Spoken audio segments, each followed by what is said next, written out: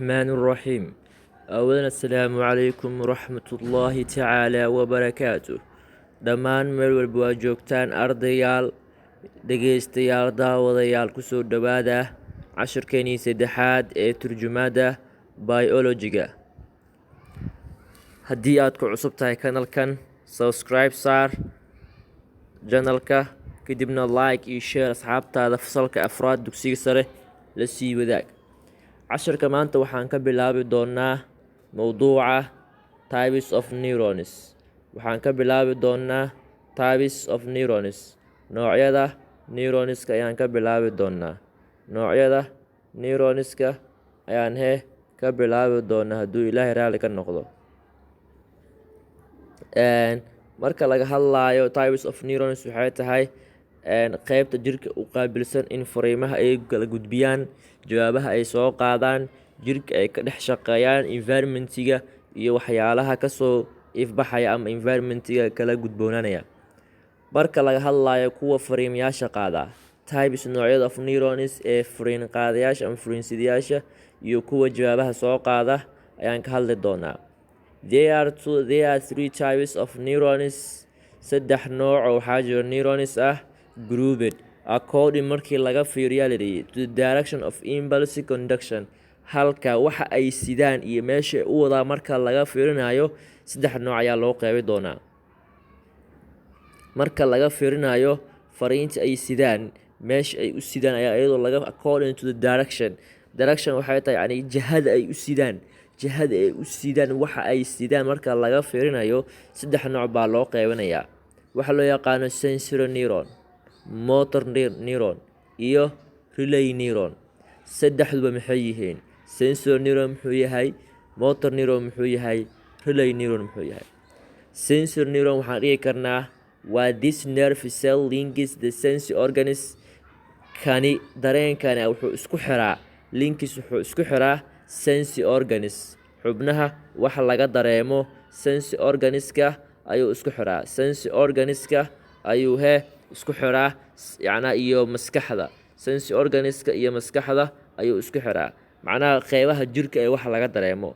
xaggee wax laga dareemo? marka meelaha wax laga dareemo waxaa ka mid ah sensory organska, macnaha jirkaaga 5 meel wax laga dareemo. waxaa ka mid ah dhegta, waxaa ka mid ah isha, waxaa ka mid ah skin maqaarka, waxaa ka mid ah nose-sanka ayaa ka mid ah, antaanga iyo carabka. intaas meel ayaa wax laga dareemaa. intaas meelood ayaa sensory organs xubnayaasha wax laga dareemo ah. waa dhegta, waa isha. dhegta waxay qaabilsantahay maqalka, isha waxay qaabilsantahay aragtida, maqaarka wuxuu qaabilsan yahay pressureka iyo pain, macnaha xanuunka iyo kulaalka iyo heerkulka inuu dareemo ayuu qaabilsan yahay xanuunka. sidoo kale nose wuxuu qaabilsan yahay urinta, carabkani wuxuu qaabilsan wixii dhamin ayuu qaabilsan yahay. intaas fariimaha ayay kasoo qaadayaan wixii yimaada with the central nervous system. wuxuu keenayaa CNS ayuu keenaya, macnaha waxa weeye waa maskaxda iyo xanguulaha ayaa la geenayaa. wixii isha laga qaaday ama dhegta laga qaaday ama maqaarka laga qaaday ama sanka laga qaaday ama carabka laga qaaday, wixii la dareemay labadaas meel un ayaa la geenayaa ama maskaxda ayaa la geenayaa. oo sidii interpretation iyo loo soo turjumi lahaa, lasoo taxliil lahay, waxaan wixii la sheegi lahay, kadibna dib loo soo celi lahay. maskaxda la geenayaa ama waxaa la geenayaa xanguulaha si falcelin degdeg ah loo bixiyo. falcelin loo bixiyo xanguulaha ayaa u dhow, xanguulaha ayaan la geenayaa. maskaxdan fulinta la geenaya maxaa loogu baahan yahay in waxaan ay soo taxliiliso, soo turjunto, waxa ay tahay soo sheegto, jawaab soo bixiso, meesha jawaabta bixileed falcelinta ismeeleedna la geeyo, falcelintii la sameeyo.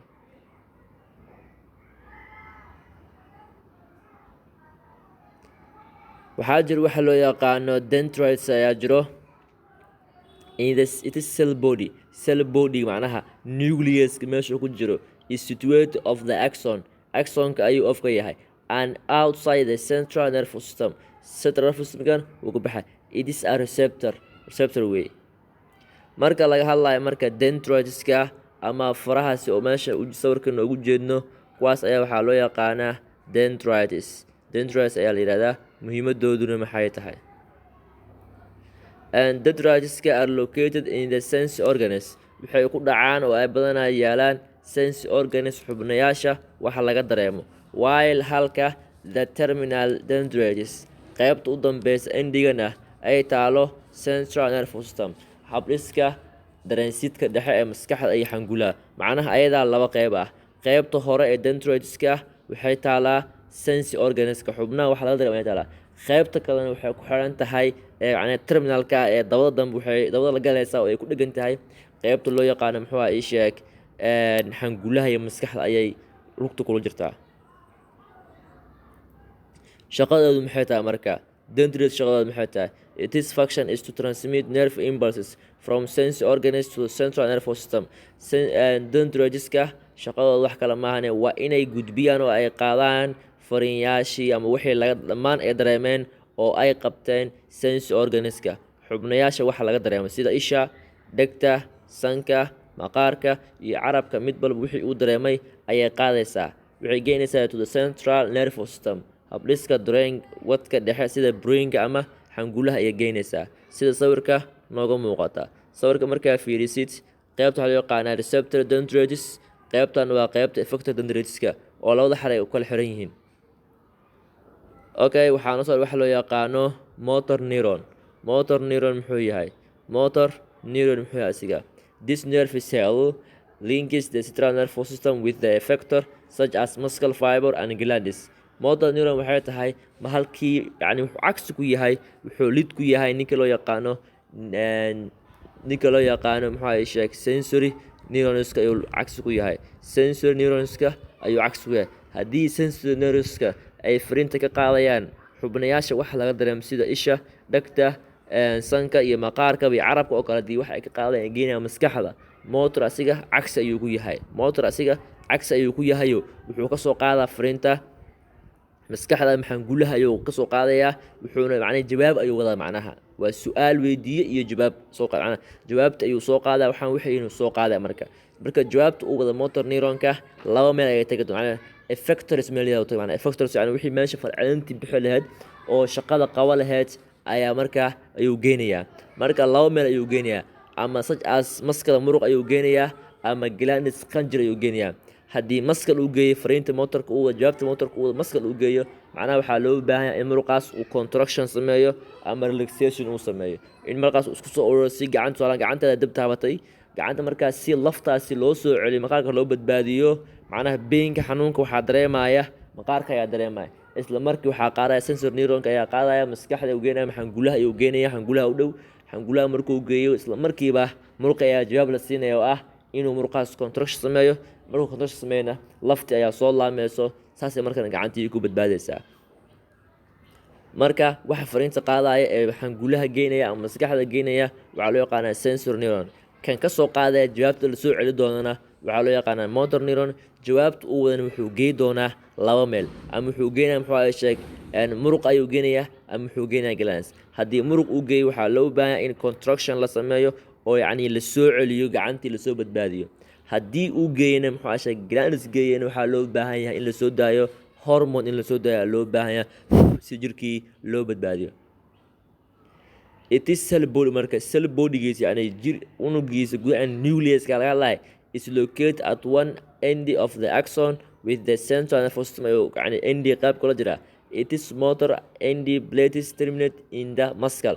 qaybta kalena muscle-ka ayuu lugta kula jira ama ganiska asiga. marka central nervous-ka brain madana laakiin maskaxda isha xangulaha ayuu qaybna lugta kula jira, macnaha oo qayb dhamaadkeeda one end wuxuu kula jira axonkiisa xarigiisa, qayb dambe wuxuu kula jira xangulaha ayuu kula jira ama central nervous system kula jira. qaybta soo hartana waxay ku jirtaa maskal ay ku jirtaa, muruq ama waxay ku jirtaa oo glands qanjir ay ku jirtaa. macnaha labadaas meel ay jawaabta tagaysa. labadaas meel marka waa inay ka agdhawaadaan, macnaha waa xarig isku xira xangulaha iyo isha qaybtan dambe ee ah falcelinta ama jawaabta bixi doonta. waxaa kuu soo waxa loo yaqaan relay neuron. relay neuron muxuu yahay? relay neuron waxay tahay wax kale maahan, wuxuu ka dhex shaqeeyaa labadooda. this neuronkani linkis wuxuu isku xirayaa a sensory nerve with a motor neuron. sensory nerve-ga iyo motor neuronka ayuu wuxuu yahay xiriiri ayuu yahay through ayadoo loo siminayo small gaps, god yar ayaa loo simray ama neuron junction ama meel isgoos camal oo godan, taasoo loo yaqaano synapse. it is therefore waa bipolar or multipolar nerve. the entire neuron is located within the center of inta ugu badan neuronka wuxuu dhacaa central nervous ayuu leeyahay. they are non-myelin sheath while the main function of relay waxaa waaye is to relay nerve impulse between sensory neuron iyo motor neuron ayaa marka waxay u tahay sheeg inay ka dhex shaqeyso yacni u tahay junctionkii ay ku kala gudbi lahaayeen. halkan waxaa geli doona waxa loo yaqaano central nervous system. waxaashan waxaa lagu baran doonaa central nervous systemka, habdhiska dareenka dhexe ayaa lagu baran doonaa, waana qaybta ugu muhiimsan. qaybtaas waxay noqon doontaa waa maskaxda iyo xangulaha ayaa hadda la baran doonaa. maskaxda ayaa noo soo hormari doonto, qaybaheeda kala duwan baran doonaa iyo shaqooyinka ay qaban doonaan. central nervous marka laga hadlayo, central nervous marka laga hadlayo is composed of wuxuu ka kooban yahay layidhi the brain and spinal cord. waa maskaxda iyo xanguluhu isku tagay ayaa waxaa loo yaqaana habdhiska dareenka dhexe, waana laba meeloo muhiim ah. haddii qofku wax gaaraanna jirka intiisa kale aysan waxba u taraynin. okay, brain xangulaha wey and their associated nerves iyo nerfooyinka ayaga la shaqeeya dhammaantood marka waxaa la isku yidhaahdaa central nervous system. waa CNS loo soo gaabiyaa, wuxuuna ka kooban yahay laba qayb loo yaqaano maskaxda iyo xangulaha waa brain and spinal cord. waxaa lagu bilaabi doonaa the brain maskaxda. the brain maskaxda marka laga hadlaa is a delicate nervous organ. waa xubin delicate macnaha jilicsan oo laf aan ahayn oo weliba dareenka qaabilsan, which is encased in bony structure, taasoo dahaar ilaahi subxaanahu watacaala uu dhigay maadaama ay jilicsan tahay, oo difaac uu dhigay waxa loo yaqaano skaal, laf ama madax ayaa loogu dhigay ama cranium, lafta ayaa madaxda. haddii markaas ilaahi subxaanahu watacaala uusan gelin lahayn maadaama maskaxda ay tahay wax sidii sheeg calooladii oo kale ama aad u jilicsan maskaxda oo yacni shimbiraha kaa cuni lahaayeen. marka shimbiraha ayaaba isu degaan ama danfada oo kale iska qaadaneed marka qayb kamid maskaxdaada. marka maadaama ay laf ku dahaaran tahay sida sawirkeeda nooga muuqato ujeednaa sida maskaxda u wareegsan tahay ujeednaa waataas marka maskaxda qaybtaas wareegsan oo waxaa dhexda ku jirta waay. hadaas ilaahi subxaanahu watacaala ma ku deedine it's enveloped, ilaahay wuxuu dhexgeliyey marka maskaxdii uu difaac ugu dhigay waxa loo yaqaano system of protective, habdhis difaac ah, membranes xuub difaaca maskaxda. lafta markii la dhaadhaco maskaxda toos ma loogu tagay, maskaxda waxaa ka soo horeeya xuub ayaa ka soo horeeya, xuubkaasoo loo yidhaahdo meninges la isku yidhahdaa. wuxuuna ka kooban yahay waa saddex qayb loo yaqaano dura mater, pia mater and waxa loo yaqaano arachnoid. saddexdaas xuub ayaa maskaxda protective u ah oo difaacaya. saddexdaas waxay u yihiin protective oo maskaxda ayay difaacayaan, oo waxay ka difaacayaan wixii dhagaxaas maskaxda lafta ahayd ee skaalkaas soo gudba ayay kasii difaacayaan. the dura mater, qaybta dura materka is the tough outer membrane. waa qaybta sare ee taafka ah ee yacni adag, covering ku dahaaran the brain maskaxda and spinal cord xangulaha. maskaxdan way ugu dahareen, saddexdan xangulaha way ugu dahareen. waa is a very important, waa main muhiim wey. saddexdan yacni spinal cordka waa muhiim waay, waa qaybta lafdhabarta xarig ku jira wey, waana meesha qofka haddii wax gaaraan uu yar noqonayo waxa loo yaqaano paralyze uu noqonayo ama qof aan socon karin uu noqonayo, qaybta hore ama gacan lug ama qayb dambaba ay ka dhacayso isu shaqey karin. kaas marka si ilaahi subxaanahu watacaala asaa u sameeyey, isla asigii ilaahay sameeyey adana difaac u sameeyey. difaacaas marka waxay loo yaqaano saddex magac loo kala bixiyo dura mater, pia mater iyo arachnoid. dura mater markii qaybta sare waaye it's a composed, waxay ka kooban tahay connective tissue, nude wax connective isku xiraya, and ridge waxaa ka buuxa network of capillaries, tiftiflayaal isku xiran. capillaries waxay ka mid yihiin blood vesselska, blood dhiiga qaada ka mid yihiin. waxaa ka mid ah veinka, capillarieska iyo artery halbowlayaasha, xididka iyo tiftiflayaasha. saddexdoodaba waxay ka mid yihiin tubooyinka dhuumaha dhiiga qaada loo yaqaano blood vessels. marka blood vessels ka buuxaan. the pia mater is the inner membrane, waa membrane-ka inarka ah ee gudaha ku jira, covering dahaaraya the brain maskaxda and spinal cord xadgudaha. shaqadiisu waxay tahay mataqaanaa it abuses many blood capillaries and lymph vessels. asina waxaa ku jira waxa loo yaqaano blood vessels ama lymph vessels. yani lymph waxaa yani fluidska ama dheecaamada ku jira. arachnoid layer, arachnoid muxuu is a narrow space between dura and pia mater. waa narrow u dhexeeya pia mater and dura mater u dhexeeya. it's a fieldy, waxaa ka buuxa with cerebrospinal fluid, dareeraha xangulaha ee maskaxda ayaa ka buuxa, which kaasoo oxygen hawada oxygen yaqaano and nutrientska iyo waxyaalaha nafaqooyinka diffuse ee ku faafaya into the brain cells si ay u tagaan unugyada maskaxda. within the brain maskaxda gudaheeda waxaa ahaaday there is a system of cavities ayaa ahaaday called lagu magacaabo ventricles yani godad ayaa jiro oo lagu magacaabo ventricles sida wadnaha oo kale wadnaha afar god ayuu laasamahan oo loo kala ventricles ayaa loo kala qaybinaya godad yani ventricles which kuwaasoo are filled ay ka buuxaan with cerebrospinal fluid dareeraha xangulaha maskaxda waxaa loo yaqaanaa cerebrospinal fluid yani waa dareeraha xangulaha iyo maskaxda ku jira muxuu muhiim u yahay marka this fluid dareerahani is continuous with the spinal fluid ku jira of the central cord of the spinal cordka this fluid is similar to the lymph lamid yahay lymph waxa ma isma fluid kale waa shaqadu maxay tahay it provides wuxuu siinayaa meelaha ugu muhiimsan ka soo qaadan doonaa cerebrospinal fluid maxay tahay muhiimadiisa it provides wuxuu siinayaa nourishment quudin to the brain maskaxda tissue noolayaasha maskaxda muxuu u yahay inuu quudiyo and serve as wuxuu u shaqeynayaa shock absorption from mechanical injury haddii yacni mechanical injury imaato jug ay ku dhacdo si maskaxda booskeeda ugu dhaqaaqin asigaa marka dheecaankaasi dareerahaasi ayaa maskaxda booskeeda u haaya oo yacni ka ilaalinaya waxa loo yaqaano shock absorption jugta inuu qabto ayuu u difaacaya function shaqooyinka of major parts of the brain qeybaha kala duwan ee maskaxda shaqooyinka ay qabanayaan functions of major parts of the brain the human brain maskaxda bini'aadanka is divided waxaa loo kala qeybiyaa yani functions waxaa waa shaqooyinka of major parts qeybaha ugu waaweyn of the brain maskaxda qeybaheeda kala duwan iyo shaqooyinka ay qabanayaan okay isla socono the human brain maskaxda bini'aadanka is divided waxaa loo qeybiyaa into three major regions saddex qeyb ayaa loo kala qeybiyaa qeyb loo yaqaano the forebrain midbrain and the hindbrain maskaxda qeyb hore iyo qeyb dhexe iyo qeyb gadaale leedahay each of this region gobol kasta oo ka mid ah qeyb kasta oo ka mid ah waxaa loo sii kala qeybinayaa various parties qeybo kala duwan ayaa loo sii kala qeybinayaa the forebrain maskaxda qeybteeda hore waxay ka samaysaa this consists of waxay ka samaysaa the cerebrum thalamus hypothalamus and pituitary glands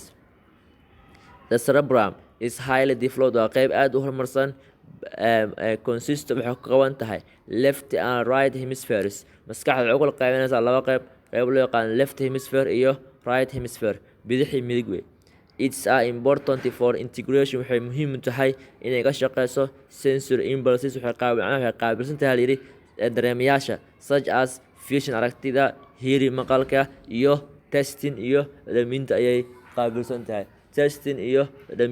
qaabilsan tahay intaasoo kelimaha shaqadeeda it controls waxay controleysaa voluntary body movement dhaqdhaqaaqa jirka adiga aad maamuli kartid jirkaaga laba dhaqaaq ayaa ka jirto waxaa loo yaqaano voluntary body movement dhaqdhaqaaq adiga xakameyn kartid iyo involuntary body movement dhaqdhaqaaq adiga aad xakameyn karin sida dhaqdhaqaaqa uu sameynaya wadnaha iyo jirkaaga gudihiisa waxyaalaha ka dhacaya dhammaan iyo maskaxda sida u shaqeynayso wax adiga aad maamuli kartid wax adiga aad maamuli karto adiga aad shaqo ku leedahay ma ahan wadnaha dhaqaaqiisa ma xamili karto voluntary kaas waxaa loo yaqaanaa involuntary body movement waay waa dhaqdhaqaaqa adiga aadan shaqo ku lahayn waa involuntary waay yani saameyn ku leedahay qaybtan kale loo yaqaano voluntary body movementiga waxaa ka mid ah limbs and neck inaad qoortaada dhaqaajisid inaad gacmahaaga dhaqaajisid inaad lugahaaga dhaqaajisid waxaas dhan wax aad sameyn karti waay in gacantaada aad dhaqaajisid in lugtaada dhaqaajisid wax halkaas aad sameyn karti waay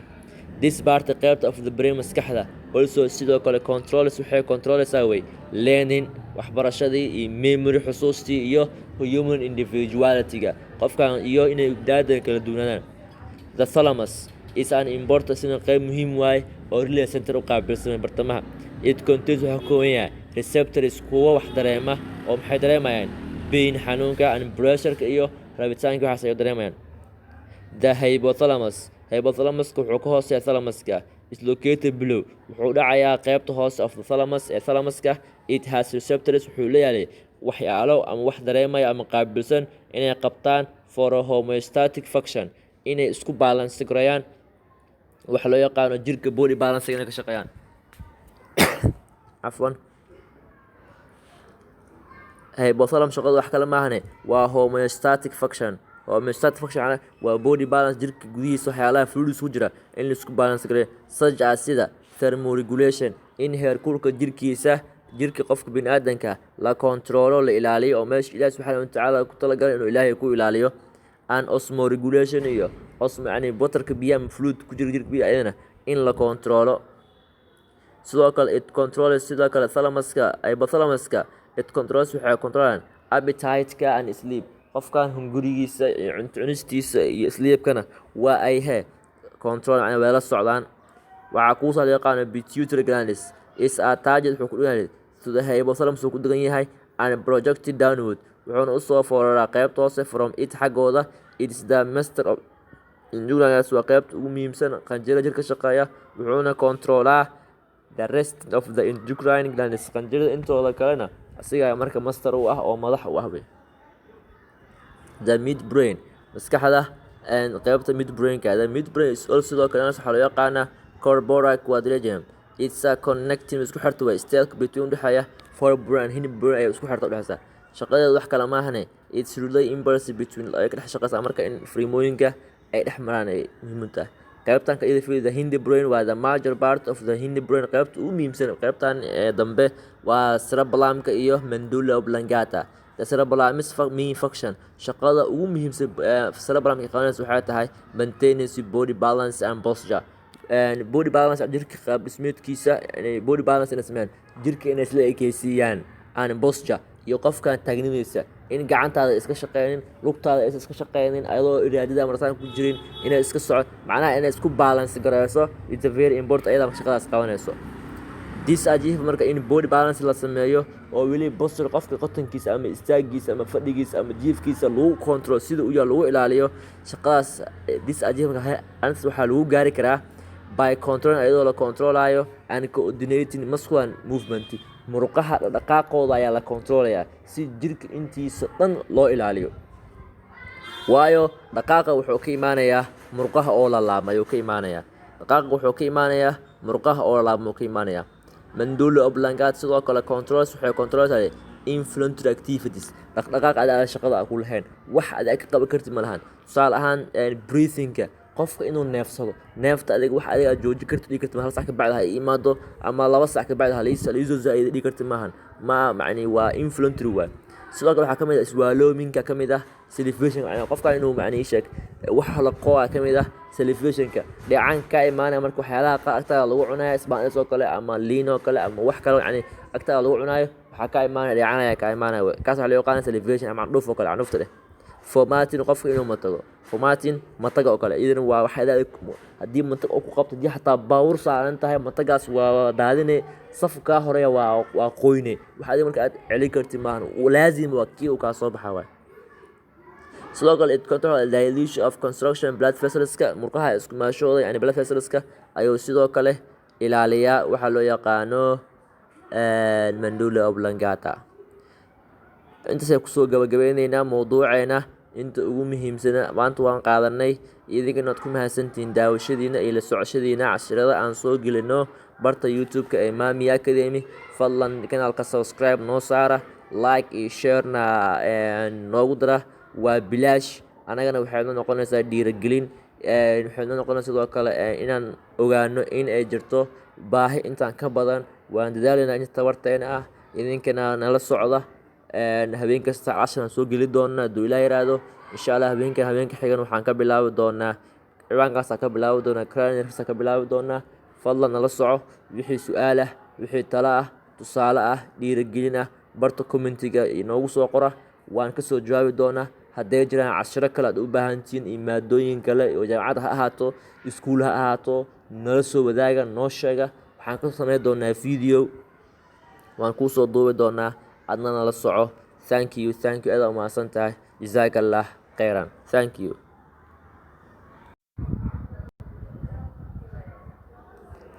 Knowledge and wisdom Mami Academy welcome with open hands and open hearts.